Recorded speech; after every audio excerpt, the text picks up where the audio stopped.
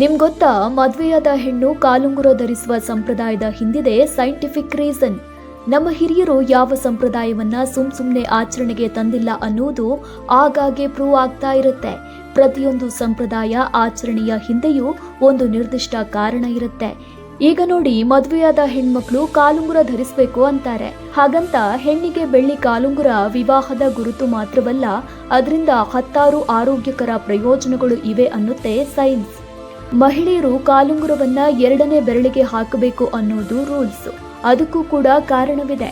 ಈ 2ನೇ ಬೆರಳಿನಿಂದ ಒಂದು ನಿರ್ದಿಷ್ಟ ನರವು ಗರ್ಭಾಶಯವನ್ನ ಸಂಪರ್ಕಿಸುತ್ತೆ ಹಾಗೂ ಹೃದಯದ ಮೂಲಕ ಹಾದು ಹೋಗುತ್ತೆ. ಹೀಗಾಗಿ 2ನೇ ಬೆರಳಿಗೆ ಕಾಲುಂಗುರ ಧರಿಸೋದ್ರಿಂದ ರಕ್ತ ಸಂಚಾರ ಸಮರ್ಪಕಗೊಂಡು ಗರ್ಭಕೋಶವನ್ನ ಆರೋಗ್ಯವಾಗಿಡುತ್ತೆ. ಅಲ್ಲದೆ ಕಾಲಿನ ನರಗಳು ಉತ್ತೇಜನಗೊಳ್ಳುತ್ತವೆ, ಋತುಚಕ್ರವನ್ನ ಕ್ರಮಬದ್ಧಗೊಳಿಸುತ್ತದೆ. ಬೆಳ್ಳಿ ವಸ್ತು ದೇಹವನ್ನ ತಂಪಾಗಿರಿಸುತ್ತೆ.